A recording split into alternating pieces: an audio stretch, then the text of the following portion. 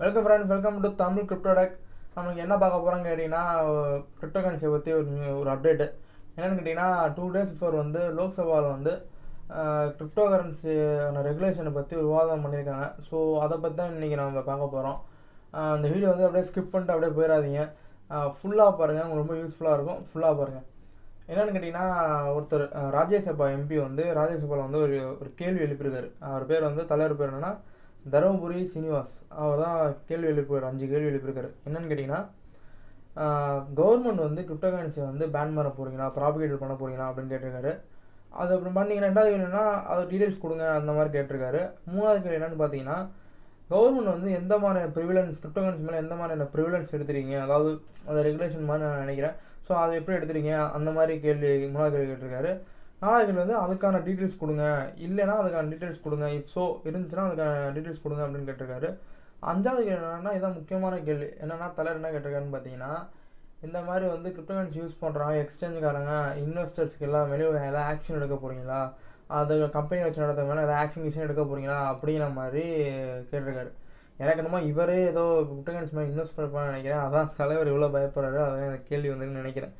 So right, இதுதான் இன்னைக்கு இந்த கேள்வி வந்து ராஜ்யசபாவில் கேட்டதுக்கு லோக்சபாவில் ஒரு 2 days பிஃபோர் வந்து அதை கேன்சல் பண்ணியிருக்காங்க. அதுக்கு வந்து அனுராக் சிங் தாகூர், பேரே வாய் நுழைய மாட்டேது, பட் அவர் தான் வந்து இதுக்கு வந்து ஆன்சர் பண்ணியிருக்காரு. ஒரு எம்பி வந்து ஆன்சர் பண்ணியிருக்காரு. என்னன்னு கேட்டிங்கன்னா, முதல் கேள்விக்கு வந்து இந்த மாதிரி வந்து கிரிப்டோ கரன்சி பேனா இல்லையா அப்படின்னு கேட்ட கேள்விக்கு வந்து சிம்பிளாக நோ அப்படின்னு சொல்லிட்டு போயிட்டே இருந்தார் தலைவர். சிம்பிளாக ஒரே வாரில் நோ அப்படின்ட்டு போயிட்டாரு.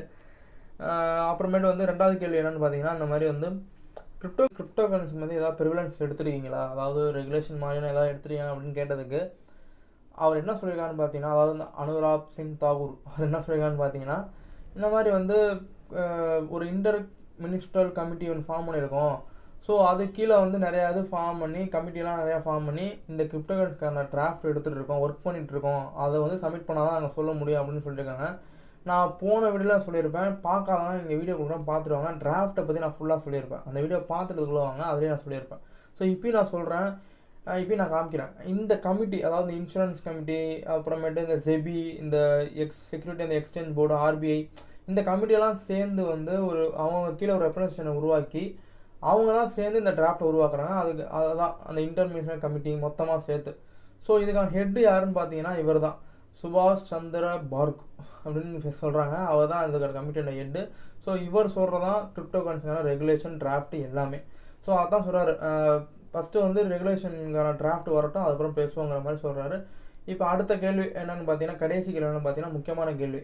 இன்வெஸ்டர்ஸ் அனலைசர்ஸ் எல்லாமே ஏதாவது ஆக்ஷன் எடுப்பீங்களா, இந்த கம்பெனி எடுப்பீங்கன்னு கேட்டதுக்கு, நாங்கள் இந்த மாதிரி கிரிப்டோ கரன்சி யூஸ் பண்ணுறாங்க, ட்ரேடிங் பண்ணுறவங்களாம் அண்டர் எக்ஸாமின் பண்ணிட்டு தான் இருக்கோம், ஏன்னா ரொம்ப கண்காணிக்கிறோம் அப்படின்னா, ஏன்னா மணி லாண்ட்ரிங், ஃபினான்ஸ் டெரரிசம் இதெல்லாம் பார்த்துட்டு தான் இருக்கோம் அப்படின்னு சொல்கிறாங்க. அவர் எந்த காலத்தில் சொன்னான்னு தெரில, ஏன்னா நான்லாம் மணியே இல்லாமல் இருக்கேன், நான் போய் எங்கேருந்து மணி லாண்ட்ரிங் பண்ண போகிறேன்னு தெரில, பட் அப்படி சொல்லியிருக்காரு. அது மட்டும் இல்லாமல் இன்னொன்று என்ன சொல்லியிருக்காருன்னு பார்த்தீங்கன்னா, இந்த மாதிரி வந்து கிரிப்டோ கரன்சிக்கு வந்து யூஸ் பண்ணுறது வந்து ரொம்ப ரிஸ்க்கு. இந்த மாதிரி பின்னாடி இருக்க கம்பெனிஸ், அதாவது வந்து இந்த மாதிரி கிரிப்டோ கரன்சியை வச்சு நிறைய கம்பெனிங்க நிறைய உலாவிட்டு இருக்குங்க, ஃபேக் கம்பெனிஸ் எல்லாம். அதெல்லாம் பான்சி ஸ்கீமு, அதெல்லாம் யூஸ் பண்ணக்கூடாது அப்படிங்கிற மாதிரி அவர் சொல்கிறாரு. ஏன்னா நிறைய கம்பெனிஸ் இருக்குது, அதெல்லாம் ரெகுலேஷன் கீழே கொண்டு வரணுங்கிற மாதிரி அவர் சொல்லியிருக்காரு. ஸோ இதான் வந்து அவர் சொல்லியிருக்காரு.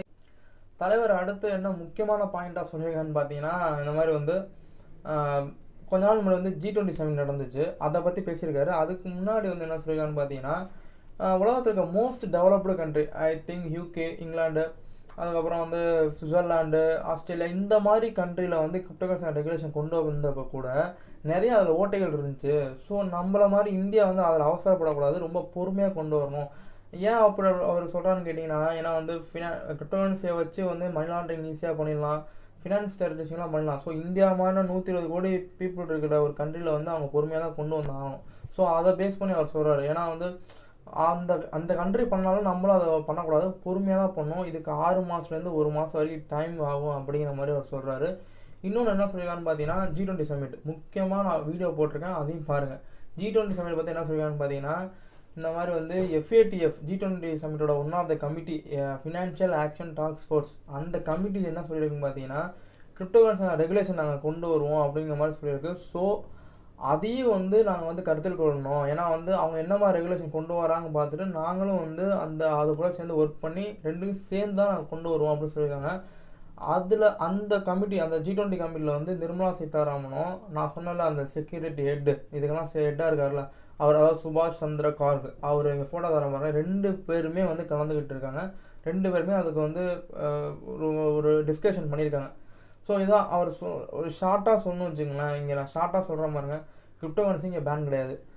கிரிப்டோ கரன்சி யூஸ் பண்ணால் 10 வருஷம் ஜெயிலு, 20 வருஷம் ஜெயிலு, உங்களுக்கு தூக்கி உள்ளே போட்டுருவாங்க, டெரரிஸ்ட் அட்டாக் அப்படின்லாம் சொல்கிறதுல சுத்தமான போகஸ். அவரே இல்லைன்ட்டார். அதுக்கப்புறம் வந்து கிரிப்டோ கரன்சிக்கான ரெகுலேஷன் கொண்டு வரீங்கன்னு கேட்டால் இப்போதைக்கு கிடையாது, பட் ஃப்யூச்சரில் வரும் அப்படிங்கிற மாதிரி சொல்லியிருக்காரு. மினிமம் 6 மாதத்துலேருந்து 1 வருஷம் வரைக்கும் டைம் எடுக்கும் அப்படிங்கிற மாதிரி சொல்லியிருக்காரு. ஸோ இதுதான் வந்து இதுக்கான ஒரு ஷார்ட் ஃபார்ம். இங்கே நியூஸுக்கான ஷார்ட் ஃபார்ம். யாரும் பயப்பட தேவையில்லை, கிரிப்டோ கரன்சி இன்னும் உயிரோட தான் இருக்குது. ஸோ அவ்வளோதான் ஃப்ரெண்ட்ஸ். நாளைக்கு வந்து சப்போஸ் கிரிப்டோ கரன்சியை பேன் பண்ணிட்டா எந்த மாதிரியான ரெகுலேஷன் எடுக்கணும், சொல்யூஷன் எடுக்கணுங்கிறத நான் அடுத்த வீடியோவில் சொல்கிறேன். 22 நான் போகிறேன், ஏன்னா 23 சுப்ரீம் கோர்ட்டில் கேஸ் வருது, 22 நான் இந்த வீடியோ போடுறேன். ஓகே ஃப்ரெண்ட்ஸ், பாய். இந்த வீடியோ முக்கியமாக ஷேர் பண்ணுங்கள், ஏன்னா ரொம்ப நிறைய பேர் பயந்துருக்காங்க. ஷேர் பண்ணுங்கள், லைக் கூட பண்ண தேவையில்லை, ஷேர் பண்ணுங்கள். இந்த வீடியோ ஃபுல்லாக பார்த்தீங்கன்னா ரொம்ப நன்றி. அப்புறமேட்டு தமிழ் கிரிப்டோ டெக்கை சப்ஸ்கிரைப் பண்ணுங்கள், பக்கத்தில் பெல் ஐகான் கிளிக் பண்ணிக்கோங்க. ஓகே ஃப்ரெண்ட்ஸ், அடுத்த பாய்.